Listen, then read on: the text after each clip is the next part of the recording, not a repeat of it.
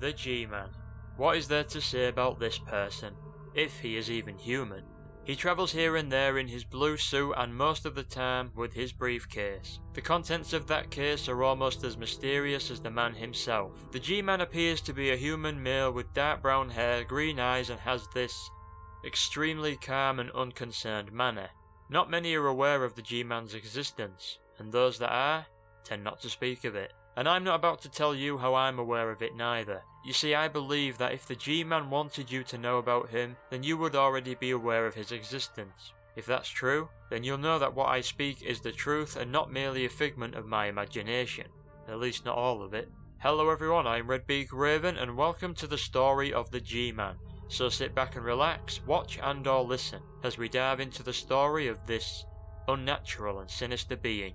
You may have only seen the G-Man, in which case you are lucky. But then again, it is unknown if the G-Man can be seen by all or only those who he chooses to let their eyes gaze upon him. Seeing the G-Man though is entirely different to interacting with him, as his appearance is greatly deceiving. He may appear to be an ordinary businessman, but I can assure you that is not the case. For what the G-Man considers business, we consider unnatural events. He is often referred to as the ominous interdimensional bureaucrat, as both his name and his behaviour implies. The G-Man has never identified himself beyond informing those who he meets that he isn't acting entirely on his own accord, as he apparently works for those he describes as his employers. He wields power beyond that of a human, presumed to be able to teleport himself and others to, well, most likely anywhere. He can control time and possesses technopathic or maybe even telepathic abilities. It is without question that this anomaly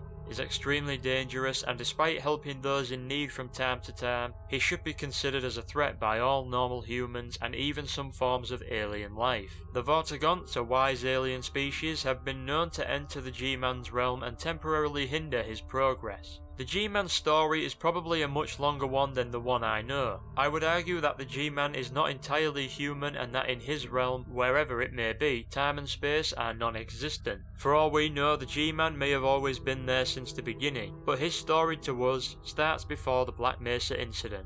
Corporal Adrian Shepard, a United States Marine assigned to the Hazardous Environment Combat Unit from the Santiago military base in Arizona, was one of the men sent to the Black Mesa research facility on a classified mission. He apparently spotted an individual who matches the description of the G-Man during his training. It is believed that the G-Man took an interest in Corporal Shepard as his training was accelerated for unknown reasons. However, some of those reasons may have come to light during the Black Mesa incident, where Shepard, amongst a few other Marines and Black Mesa personnel, survived the alien invasion that was happening there. Although accounts of what happened after the incident and who exactly escaped are vague and no longer relevant thanks to the Combine invasion during the 7-hour war. It is unknown if Shepard was able to escape Black Mesa, but if I were to take a guess, I'd say that the G-Man has him in stasis. You see, the G-Man tends to take an interest in certain individuals and then proceeds to teleport them to God knows where and offer their services to the highest bidder. Those unlucky enough to be in the hands of the G-Man could be seen as nothing more than his personal mercenaries, whose contracts are open to those willing to pay for them, or in the case of the fabled Gordon Freeman, open to the highest bidder. The G-Man was spotted throughout the Black Mesa research facility during the incident, and his role in that event is still unclear, but my gut tells me otherwise. I would say that the G-Man knew the events of the Black Mesa incident were going to take place, and indeed wanted them to, so that his employers could seize control of Zen, the border world located in the multiverse. I would be surprised if the G-Man hadn't already known that Gordon Freeman would eventually defeat the Nihilanth, but despite that thought, the G-Man took a keen interest in Gordon Freeman and his activities during the incident. It's no surprise really that Gordon suddenly appeared out of the blue 20 years later in City 17, as the G-Man had him in stasis for all that time. The G-Man was there when Zen was captured and the Nihilanth was defeated, where he then offered Gordon Freeman a job. The specifications of that job would be later revealed in City 17 during the uprising, as Gordon Freeman, with the help of the rebels and most likely the Gman, eventually brought down the Citadel and the Gman forces occupying the city and the surrounding area. Some would argue that the Gman and or his employers knew or at least anticipated that the Gman would invade and take control of Earth, which is why he wanted Gordon Freeman after he defeated the Nihilanth and placed him in stasis for his safety. Chances are that not only did placing him in stasis keep him from being taken by the Gman, but also kept him from aging, as during the uprising, Gordon looked no older than he did during the Black Mesa incident. It is likely that the G-Man gave Gordon the illusion of free choice, a take it or leave it situation where declining such an offer usually has dire consequences. One of the more dangerous and mysterious things about the G-Man is his tendency to both help and hinder certain people. A thermonuclear warhead was delivered to Black Mesa by the federal government's Black Ops team with the obvious intention of destroying the entire facility to ensure that there was no evidence of the resonance cascade, the cataclysmic quantum event caused by the experimentation with the Zen crystal sample labelled as GG3883, the purest sample the facility had. Before the death of Eli Vance shortly after the Battle of White Forest, Eli stated that the sample was delivered to Black Mesa by none other than the G-Man himself. At some point during the Black Mesa incident, a Marine, most likely Adrian Shepard, had deactivated the nuclear warhead.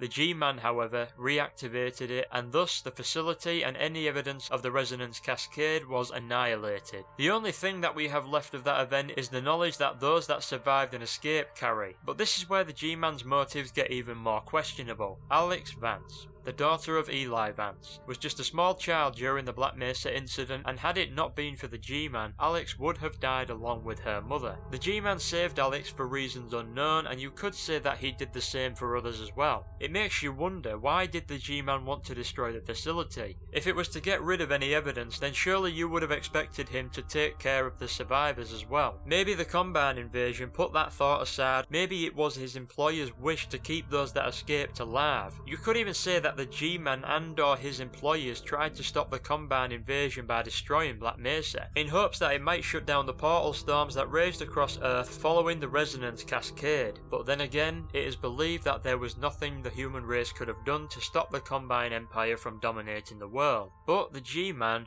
is not entirely human, and nor do I imagine are his mysterious employers. 20 years after the Black Mesa incident and the 7-hour war that followed, the event known as the Uprising began, which is an ongoing conflict fought between the human and Vortigaunts resistance and the Gman Empire. It is safe to say that this conflict would have not changed course without the involvement of the G-Man, when he released Gordon Freeman from stasis and placed him in City 17. His reappearance sent a huge morale boost throughout the resistance, and a full-on battle between the belligerents erupted in an event known as the Return of the Freeman. The resistance later mobilised, and the battle for City 17 was in full effect, leading to the eventual destruction of the Citadel and the city itself, thanks to the efforts of Gordon Freeman. The G-Man made his shady and bone-chilling appearances throughout the uprising, and likely aided Freeman on his mission to defeat Dr. Breen and the Gman occupying the city. After Freeman caused considerable damage to the Citadel's dark energy reactor, an explosion was created that was expected to have killed both Gordon and Alyx, who was accompanying him at the time. However, that was not what the G-Man wanted. Just as the explosion started, the G-Man stepped in and halted time in order to get Gordon out safely, while most likely leaving Alyx to die in the explosion.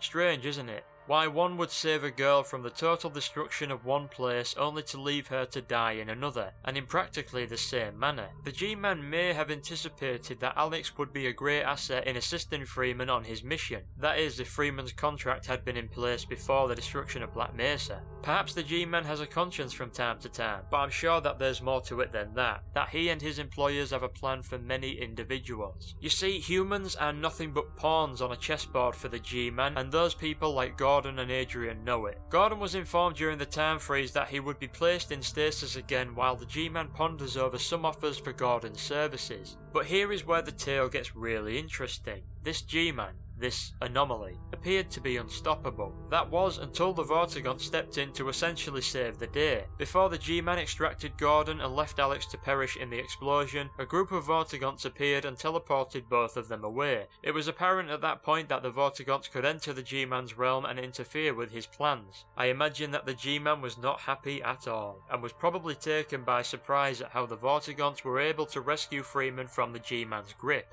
I can't imagine how long the Gman had gone unhindered until this point. That sort of streak tends to leave one unaware of the potential danger others might pose to them. It seems that the Gman was not able to contact Gordon throughout his journey to White Forest, as the Vortigaunts were preventing him from appearing. It wasn't until the Vortigaunts were occupied trying to heal Alyx Vance, who had been wounded by a Gman hunter, that the Gman was able to appear in front of Gordon in a dream-like psychological sort of way. It was here that he revealed that it was he who rescued Alyx from Black Mesa, ignoring his employer's objections in doing so. He also revealed that while he wished he could do more than just monitor Gordon Freeman, he chose to abide by certain restrictions. What this means is still a mystery. Maybe it is something that humans like us cannot comprehend, for the workings of the G-Man and other interdimensional life forms are nothing short of an enigma. When the G-Man was finished speaking to Gordon, he then proceeded to speak to the injured Alyx, asking her to relay a message to her father Eli, who was with a large force of the Resistance stationed at an old Cold War base called White Forest. He told Gordon to ensure that she gets to White Forest safely so that she could give her father the message, which was probably more of a threat than it was a message, given the usual circumstances the G-Man makes an appearance. Bad things tend to happen whenever the G-Man is involved, and bad things did indeed happen when Gordon and Alyx reached White Forest. When Alyx delivered the G-Man's message to Eli, she became dizzy, suffering from head pain, and Eli nearly collapsed in shock upon hearing the words she spoke. Prepare for unforeseen consequences. Alyx appeared to have no memory of what happened then, or that the G-Man spoke to her, so chances are that the G-Man spoke through her, making Alyx relay the message subconsciously. It worryingly seems that the G-Man could use others to carry out his bidding without them having any knowledge of what they are doing during or after whatever it is they've done, although that power could be limited to making people speak subconsciously and do very little else. But a part of me doubts that. Perhaps the G-Man has more power than he is able to use, seeing as though he abides by unknown rules and restrictions. This may be how the G-Man is able to manipulate so much without making too many people aware of his existence. Like I said, the G-Man probably only allows his presence to be known by those he chooses. Maybe I'm overthinking his abilities and that he cannot simply hide or appear invisible at will, or maybe he just sees no reason to. Barney Calhoun, Gina Cross and Colette Green all saw the G-Man at Black Mesa, but thought nothing of him except that his presence was peculiar. After Eli recovered from his brief shock, he informed Gordon Freeman that it was the G-Man, or our mutual friend as he called him, that delivered the sample GG3883 to Black Mesa, and whispered in his ear back then the exact same words that Alyx just said to him. This to some extent indicates that the G-Man caused a resonance cascade that would eventually lead to the Gman Empire invading. If it was the G-Man's goal to create such an event, then maybe the G-Man wanted Earth to gain access to Zen and thought the Gman invasion was a risk worth taking. That is, if the invasion wasn't what the G-Man and his employers really wanted. However, war accelerates progress and can be a very profitable business to the right people. Eli Vance believed that the G-Man's warning was regarding the Borealis, an Aperture Science research ship that mysteriously disappeared. Its cargo is assumed to be an all-powerful and very dangerous secret, the kind the Gman would very much like to get their hands on. It is presumed to be in relation to teleportation technology, and something like that would be able to help the Gman reconnect Earth to the Gman overworld. You see, the Resistance had a plan to launch a rocket from White Forest into the super portal that was created after the Citadel was destroyed. The rocket launch was a success, and thus the portal closed, leaving the Gman forces stranded on Earth. Eli Vance seemed to know more about the G-Man than the likes of Gordon, as he intended to pass on some information, probably about how to deal with the G-Man. However, before this information could be passed on, Eli was killed by a Gman advisor.